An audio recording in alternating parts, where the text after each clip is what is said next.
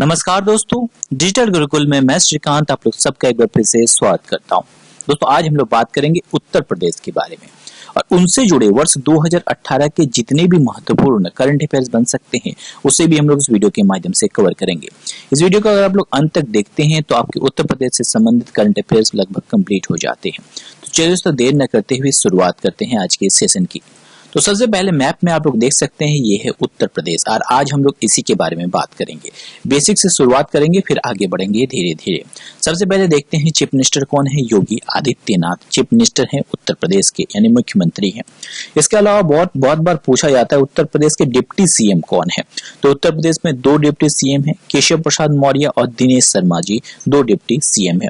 Governor कौन है? राम नाईक जी governor है। लोकसभा सीट 80 है, राज्यसभा सीट 31 और विधानसभा सीट 403 है। कुल 75 डिस्ट्रिक्ट हैं उत्तर प्रदेश में। उत्तर प्रदेश की राजधानी लखनऊ है जो कि किस नदी के किनारे बसी हुई है दोस्तों आपको कमेंट करके बताना है। इसके अलावा कौन सा डांस पॉपुलर है उत्तर प्रदेश में? तो कथक डांस है। और दुधवा नेशनल पार्क कहाँ पे है? तो ये है उत्तर प्रदेश में। तो चलिए दोस्तों देर न करते हुए इस सेशन की शुरुआत करते हैं और आगे बढ़ते हैं। अगला प्रश्न है कि देश का प्रथम राज्य कौन सा है जहां परियोजनाओं को डिजिटल रूप में संपादित किया जाता है? आपको बताना है नीचे लिखे ऑप्शन में से। तो सही उत्तर है देश का प्रथम राज्य जहां परियोजनाओं को डिजिटल रूप में संपादित किया जाता है वो है उत्तर प्रदेश। यानी सही उत्तर होगा ए यानी उत्तर प्रदेश।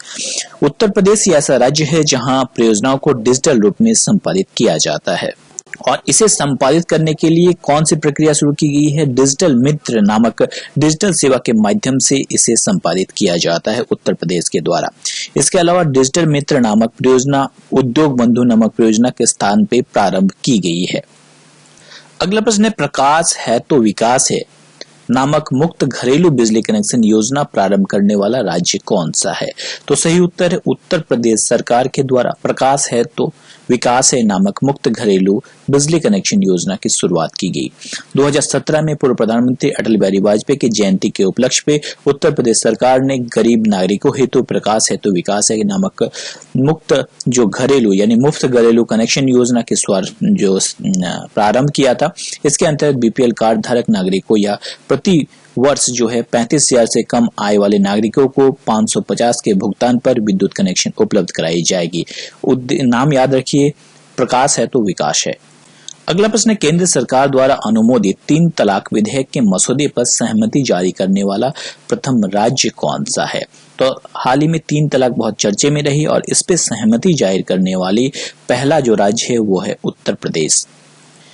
हाल ही में 3 तलाक के आधार पे 3 साल तक की कैद की सजा जो है उसका प्रावधान किया गया है। साथ ही 3 तलाक देने पर पति और बच्चों का भरण पोषण का खर्च भी देना होगा। इसकी घोषणा की है अभी हाल ही में सरकार ने। अगला प्रश्न है कि 9 फरवरी 2018 को अंतर्राष्ट्रीय पक्षी महोत्सव कहां आयोजित किया गया? तो सही उत्तर है हाल ही में 9 फरवरी 2018 को दुधवा राष्ट्रीय उद्यान में आयोजित किया गया अंतर्राष्ट्रीय पक्षी महोत्सव। अब यहाँ से बड़ा प्रश्न आता है दुधवा राष्ट्रीय उद्यान कहाँ पे है? ये उत्तर प्रदेश में ही है दुधवा राष्ट्रीय उद्यान। और 9 फरवरी 2018 को अंतर्राष्ट्रीय पक्षी महोत्सव आयोजित किया गया दुधवा राष्ट्रीय उद्यान लखीमपुर उत्तर प्रदेश में। इसके अंतर्गत जो है दुधवा राष्ट्रीय उद्यान में पर्यटनों को बढ़ावा देने और दुधवा में एक विशिष्ट अंतर्राष्ट्रीय पहचान बनाने के लिए इसका आयोजन किया गया और इसके ब्रांड एम्बेसडर के रूप में माइक पांडे को बुलाया गया था। अगला प्रश्न है देश का प्रथम इंटर मॉडल टर्मिनल कहां स्थापित किया गया? तो सही उत्तर है हाल ही में गाजीपुर में देश का प्रथम इंटर मॉडल टर्मिनल जो है वो स्थापित किया गया। सही उत्तर है गाजीपुर। अगला प्रश्न वह राज्य जहां एक जिला एक उत्पाद परियोजना को प्रारंभ किया गया तो वो है उत्तर प्रदेश। उत्तर प्रदेश दिवस के उपलक्ष्य पे उत्तर प्रदेश सरकार द्वारा प्रत्येक जिले को एक उत्पाद विशेष जिले के रूप में पहचान प्रदान करने के लिए एक जिला एक उत्पाद परियोजना को प्रारंभ किया गया उत्तर प्रदेश सरकार के द्वारा। अगला प्रश्न है कि वह शहर जहां अंतर्राष्ट्रीय विज्ञान महोत्सव के 4थे संस्करण का आयोजन किया जाएगा? लखनऊ, चेन्नई, नई दिल्ली या गुरुग्राम? तो सही उत्तर है कि लखनऊ में अंतर्राष्ट्रीय विज्ञान महोत्सव यानी इंटरनेशनल साइंस कांग्रेस के 4थे संस्करण का आयोजन किया जाएगा। तो सही उत्तर होगा लखनऊ। इसके अलावा डेफिनेटली एक प्रश्न आ सकता है कि सबसे ये तो 4था संस्करण होगा जो लखनऊ में होगा, पहला संस्करण कब हुआ था? 2015 में पहला संस्करण हुआ था। अगला प्रश्न है वह राज्य सरकार जिसके द्वारा शिल्पकारों को प्रोत्साहित करने हेतु वन डिस्ट्रक्शन वन प्रोटेक्ट योजना प्रारंभ की गई। यानी कि वन डिस्ट्रैक्ट वन प्रोटेक्ट योजना किस सरकार के द्वारा शुरू की गई? तो उत्तर प्रदेश के द्वारा शुरू की गई है ये योजना, ठीक है, जिसका नाम है वन डिस्ट्रैक्ट वन प्रोटेक्ट। इसके अलावा कब ये शुरू की गई? 31 दिसंबर 2018 को उत्तर प्रदेश सरकार ने राज्य के स्वदेशी और विश्व उत्पादों को, विशेष उत्पादों को, शिल्पों को प्रोत्साहित करने हेतु वन डिस्ट्रैक्ट वन प्रोटेक्ट योजना शुरू की है। इसका उद्देश्य उत्तर प्रदेश की समृद्ध विरासत तक को बढ़ाना है तथा जो छोटे शिल्पकार हैं उनको बढ़ावा देना है। अगला प्रश्न है कि केंद्र सरकार द्वारा अंतर्राष्ट्रीय चावल अनुसंधान संस्थान के क्षेत्रीय केंद्र को कहां स्थापित किया गया? तो सही उत्तर है कि वाराणसी, उत्तर प्रदेश के वाराणसी में स्थापित किया गया अंतर्राष्ट्रीय चावल अनुसंधान संस्थान की। तो सही उत्तर है ए यानी वाराणसी, उत्तर प्रदेश। 30 दिसंबर 2018 को प्रधानमंत्री नरेंद्र मोदी द्वारा अंतर्राष्ट्रीय चावल अनुसंधान संस्थान के क्षेत्रीय केंद्र उद्घाटन किया गया। इसका नाम क्या रखा गया? ISARC यानी दक्षिण एशियाई क्षेत्र केंद्र रखा गया है इसका नाम। अगला प्रश्न है वह भारतीय एथलीट जिसने 24 घंटे की स्टेडियम रन में 176.8 किलोमीटर की दूरी तय कर नया विश्व रिकॉर्ड बनाया, यानी नया राष्ट्रीय रिकॉर्ड बनाया। माफ कीजिएगा दोस्तों, नया राष्ट्रीय रिकॉर्ड है ये। तो सही उत्तर है अपूर्वा चौधरी ने 24 घंटे की स्टेडियम रन 176.8 किलोमीटर की दूरी तय कर नया राष्ट्रीय रिकॉर्ड बनाया है। और ये अपूर्वा कहाँ की है? ये उत्तर प्रदेश के बिजनौर की है। 19 दिसंबर 2018 को उत्तर प्रदेश के बिजनौर के 28 वर्षीय अपूर्वा चौधरी ने भारत के एथलेटिक फेडरेशन के तहत नई दिल्ली में आयोजित महिला स्पर्धा की 24 घंटे की श्रेणी में 176.8 किलोमीटर की दूरी तय कर राष्ट्रीय रिकॉर्ड बनाया है। अगला प्रश्न है वह राज्य जिसके हेल्प अस ग्रीन स्टार्टअप को संयुक्त राष्ट्र द्वारा सम्मानित किया गया। तो सही उत्तर है हाल ही में उत्तर प्रदेश के हेल्प अस ग्रीन स्टार्टअप को संयुक्त राष्ट्र द्वारा सम्मानित किया गया। तो सही उत्तर होगा ए यानी उत्तर प्रदेश। तो कब यह सम्मानित किया गया? 13 दिसंबर 2018 को संयुक्त राष्ट्र ने गंगा नदी किनारे कचरे को पुनः रिसाइकलिंग करने या उपयोग लायक बनाने हेतु हेल्प अस ग्रीन नामक इस योजना की शुरुआत की। अगला प्रश्न है वह राज्य सरकार जिसके द्वारा महिला सशक्तिकरण संकल्प अभियान शुरू किया गया। तो सही उत्तर है हाल ही में उत्तर प्रदेश सरकार के द्वारा महिला सशक्तिकरण संकल्प अभियान की शुरुआत की गई, यानी सही उत्तर होगा उत्तर प्रदेश यानी ए। उत्तर प्रदेश सरकार ने हाल ही में महिलाओं के नेतृत्व क्षमता को विकसित करने के लिए महिला सशक्तिकरण संकल्प अभियान की शुरुआत की है। अगला प्रश्न है वह शहर जहां देश का प्रथम हाथी समर्थित विशेष अस्पताल खोला गया, यानी हाथियों के ट्रीटमेंट के लिए एक विशेष अस्पताल खोला गया। तो सही उत्तर है हाल ही में उत्तर प्रदेश के मथुरा में हाथी समर्थित विशेष अस्पताल खोला गया। हाथियों के लिए भारत का पहला विशेष अस्पताल औपचारिक रूप से उत्तर प्रदेश के मथुरा जिले के चुरमुरा गांव में खोला गया।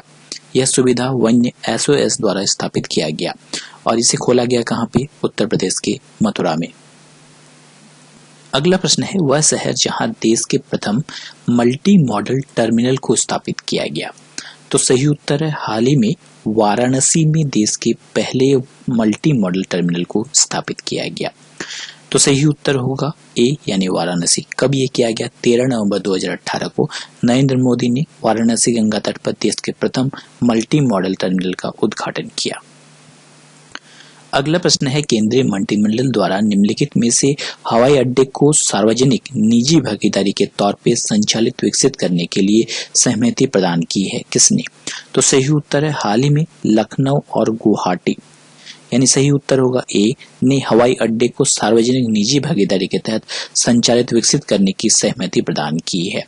तो सही उत्तर होगा ए। कब ये की गई? 9 नवंबर 2018 को केंद्रीय मंत्रिमंडल ने सार्वजनिक निजी भागीदारी मॉडल के तहत हवाई अड्डे को संचालित और विकसित करने की सहमति प्रदान की। इस हवाई अड्डे में अहमदाबाद, जयपुर, लखनऊ, गुवाहाटी, तिरुवनंतपुरम और मैंगलोर शामिल है। यह ध्यान दिया जा सकता है कि वर्तमान में दिल्ली, मुंबई, बैंगलोर, हैदराबाद और कोची हवाई अड्डा जो है इस मॉडल के तहत जो है वो काम कर रही है। अगला प्रश्न है कि उत्तर प्रदेश सरकार द्वारा अंतर्राष्ट्रीय क्रिकेट स्टेडियम का नाम भारत के पूर्व प्रधानमंत्री अटल बिहारी वाजपेयी के नाम पर रखा गया? कौन से स्टेडियम का नाम परिवर्तित किया गया? तो सही उत्तर है हाल ही में उत्तर प्रदेश सरकार के द्वारा इकाना क्रिकेट स्टेडियम का नाम अटल बिहारी वाजपेयी के नाम पे रखा गया, यानी सही उत्तर होगा बी, यानी इकाना क्रिकेट स्टेडियम। 5 नवंबर 2018 को उत्तर प्रदेश सरकार ने लखनऊ के इकाना स्टेडियम, जो क्रिकेट स्टेडियम है, उसका नाम बदलकर भारत रत्न श्री अटल बिहारी वाजपेयी इकाना क्रिकेट स्टेडियम रख दिया है। और इकाना क्रिकेट स्टेडियम किसकी है? क्रिकेट की एक स्टेडियम है जिसमें कैपेसिटी लगभग 50,000 दर्शकों की बैठने की है। अगला प्रश्न है वह शहर जहां दीपोत्सव 2018 को Guinness book of world record में शामिल किया गया? तो सही उत्तर है हाल ही में अयोध्या में दीपावली के समय एक नया रिकॉर्ड बनाया गया, जिसके तहत दीपोत्सव 2018 को Guinness book of the world record में शामिल किया गया, यानी सही उत्तर होगा बी, यानी अयोध्या। उत्तर प्रदेश के मुख्यमंत्री कौन है दोस्तों? योगी आदित्यनाथ द्वारा फैजाबाद जिले के नाम बदलकर अयोध्या किया गया। इस अवसर पर 6 नवंबर 2018 को धनतेरस के अवसर पर सरयू नदी के किनारे कुल 3,01,152 मिट्टी के दिए प्रकाशित किए गए और इसके साथ अयोध्या दीपोत्सव 2018 Guinness book of the world record में शामिल हो गया। अगला प्रश्न है कि हस्तशिल्प निर्यात संवर्धन परिषद द्वारा विश्व के सबसे बड़े IHGF दिल्ली मेले का आयोजन किया जाएगा। ये कहाँ आयोजित किया गया? तो सही उत्तर है ये आयोजित किया गया नोएडा में, यानी सही उत्तर होगा ए, यानी नोएडा। हस्तशिल्प निर्यात संवर्धन परिषद देश के हस्तशिल्प के निर्यात को बढ़ावा देने के लिए एक शीर्ष निकाय है जो हस्तशिल्प के निर्यात के समर्थन, संरक्षण, रखरखाव, वृद्धि को बढ़ावा देता है। ये 14 से 18 अक्टूबर 2018 के मध्य हुआ और ये विश्व के सबसे बड़े IHGF दिल्ली मेले में आयोजित किया गया। अगला प्रश्न है वह शहर जहां उत्तर पूर्वी रेलवे कर्मचारियों हेतु क्षेत्रीय रेल प्रशिक्षण संस्थान स्थापित किया गया? तो सही उत्तर है हाल ही में ये गाजीपुर में स्थापित किया गया। गाजीपुर कहाँ है दोस्तों? उत्तर प्रदेश में है। और गाजीपुर में हाल ही में उत्तर पूर्वी रेलवे कर्मचारी हेतु क्षेत्रीय रेल प्रशिक्षण संस्थान जो है वो बनाया गया। 23 जुलाई 2018 को यह बनाया गया और इसमें विशेष योग्यता और क्षमता को बढ़ावा देने के लिए उत्तर प्रदेश के गाजीपुर में क्षेत्रीय रेल प्रशिक्षण संस्थान की स्थापना की गई। यह प्रशिक्षण केंद्र आधुनिक प्रशिक्षण सुविधाएं, उन्नत मॉडल छात्रावास, कंप्यूटर कक्ष और लेबोरेटरी सहित जो है बाकी सुविधाओं से लैस होगी। अगला प्रश्न है वह भारतीय शहर जहां नाबार्ड द्वारा दक्षिण पूर्व एशिया के प्रथम जलवायु परिवर्तन केंद्र को स्थापित किया गया? आपको बताना है नीचे लिखे ऑप्शन में से। दोस्तों हाल ही में लखनऊ उत्तर प्रदेश के लखनऊ में नाबार्ड द्वारा दक्षिण पूर्व एशिया के प्रथम जलवायु परिवर्तन केंद्र को स्थापित किया गया, यानी सही उत्तर होगा ए, यानी लखनऊ। कब किया गया? 22 जुलाई 2018 को national bank for agriculture and rural development NABARD द्वारा लखनऊ उत्तर प्रदेश में दक्षिण पूर्व एशिया के प्रथम जलवायु परिवर्तन केंद्र को स्थापित किया गया। अगला प्रश्न है वह भारत बहुराष्ट्रीय प्रौद्योगिकी कंपनी जिसने नोएडा में विश्व की सबसे बड़ी मोबाइल विनिर्माण इकाई की स्थापना की है? तो सही उत्तर है हाल ही में सैमसंग कंपनी ने नोएडा में विश्व की सबसे बड़ी मोबाइल विनिर्माण इकाई की स्थापना की है। तो ये प्रश्न बहुत ही इंपॉर्टेंट है। कब ये की? 10 जुलाई 2018 को दक्षिण कोरियाई प्रौद्योगिकी कंपनी सैमसंग ने नोएडा उत्तर प्रदेश में विश्व की सबसे बड़ी मोबाइल विनिर्माण इकाई की स्थापना की। यह विनिर्माण इकाई सैमसंग इलेक्ट्रॉनिक्स की सालाना 12 करोड़ इकाई जो है उत्पाद करने में सक्षम होगी। अगला प्रश्न है कि दिल्ली मेरठ एक्सप्रेसवे की कुल लंबाई कितनी है? तो सही उत्तर है इसकी कुल लंबाई है 96 किलोमीटर। बहुत ही इंपॉर्टेंट प्रश्न है। तो सही उत्तर होगा ए, यानी 96 किलोमीटर। तो ये प्रश्न बनता है कि दिल्ली मेरठ एक्सप्रेसवे किसको जोड़ती है? तो दिल्ली में मेरठ के साथ भारत के गाजियाबाद में दसना के माध्यम से जुड़ता है ये एक्सप्रेसवे। यह परियोजना दिल्ली के मेरठ तक की यात्रा समय को केवल 60 मिनट में कंप्लीट कर देती है। इन परियोजना को कुल 4 चरणों में कंप्लीट किया गया है, फेज 1, फेज 2, फेज 3 और फेज 4। अगला प्रश्न है वह राज्य सरकार जिसने गंगा हरितिमा यानी गंगा हरियाली योजना का शुभारंभ किया? तो ये मैंने पहले ही बता दिया दोस्तों कि हाल ही में किसने इसका शुभारंभ किया है? उत्तर प्रदेश सरकार ने शुभारंभ किया है। परियोजना का नाम याद रखिए, गंगा हरितिमा योजना। अगला प्रश्न है वह राज्य जहां हाल ही में देश की सबसे लंबी एलिवेटेड रोड का उद्घाटन किया गया। आपको उस राज्य का नाम बताना है। तो सही उत्तर है हाल ही में उत्तर प्रदेश में देश की सबसे लंबी एलिवेटर का उद्घाटन किया गया, यानी सही उत्तर होगा ए, यानी उत्तर प्रदेश। 30 मार्च 2018 को उत्तर प्रदेश के मुख्यमंत्री द्वारा इसका उद्घाटन किया गया।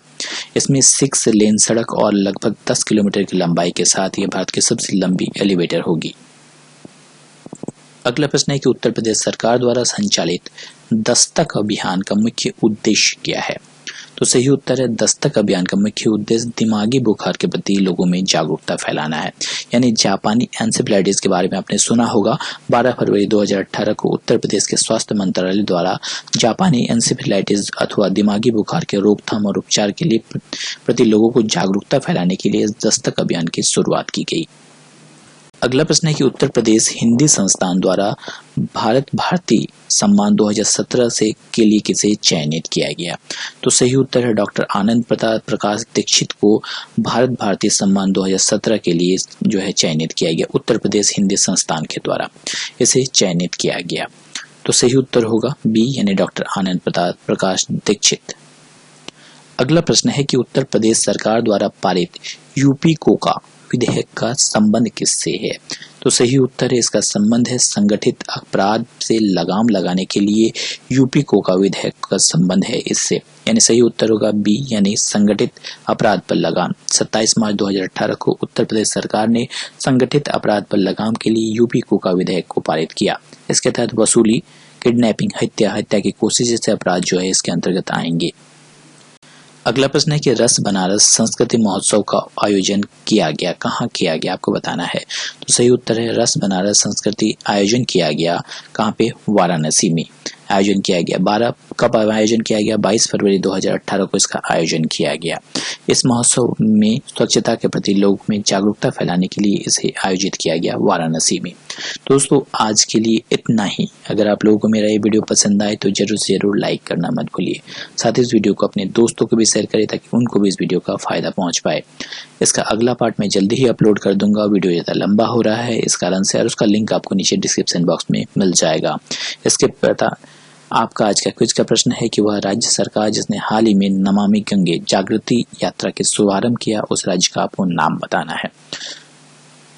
दोस्तों आज के लिए इतना ही। मैं जल्द ही लौटूंगा नए वीडियो नए नॉलेज के साथ। तब तक हंसते रहे, मुस्कुराते रहिए। Thanks for watching my video. जय हिंद, जय भारत दोस्तों।